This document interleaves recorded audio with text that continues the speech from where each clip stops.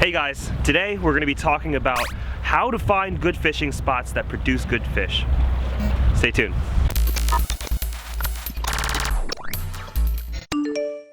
There are a few things that I do when I'm scouting out a fishing spot. First step, think like a fish. Think about where the fish will be running through. Look at the maps on Google Maps. So I get my phone out right here.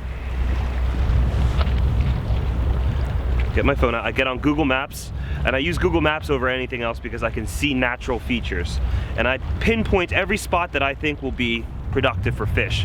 And this means if I think the fish will be swimming through this area, I will mark it down on my map, just to have it down so I'll have a baseline as to where to start. You need to know what kind of habitat your fish prefers. So I think about how salty it is. I think about how much oxygen will be in the water. Is that me?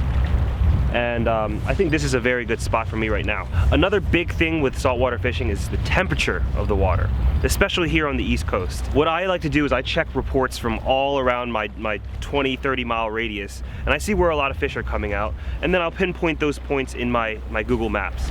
So for me, I know that the stripers are migrating into the harbor right now, and I'm in like the Baltimore kind of area. So I know that the rockfish will have to swim through this one point right here. So I think this is a high chance for fish here. I've also seen some reports. So now next thing, you have all these points on your map. Go to the point. Go to the point with your fishing gear. What you want to look for when you get to each of these spots is the water clarity, the water temperature. If it's very muddy and very shallow, you know, it's slim pickings. Versus somewhere that's has shallow flats and then has a deep channel, those kind of places usually produce a lot of fish for me. Check the water, check everything. Start fishing during moving tide. Moving tide, important. A lot of times during slack tide, I don't get many bites. Some people claim they get a lot of bites during a slow moving tide.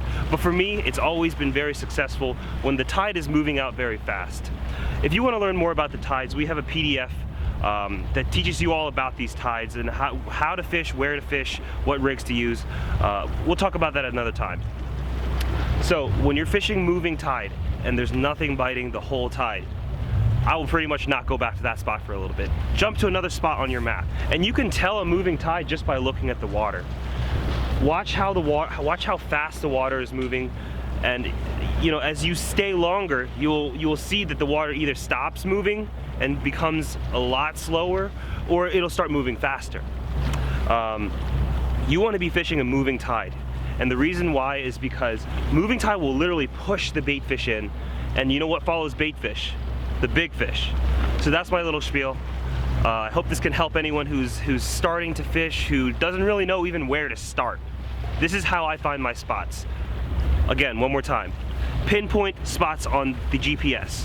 Pinpoint spots on Google Map. Go to the spot. Fish moving tide. If nothing, try another spot. And that's fishing, guys. If you guys need any more help, our job here at Senko Skipper is to help as many people as possible get on fish.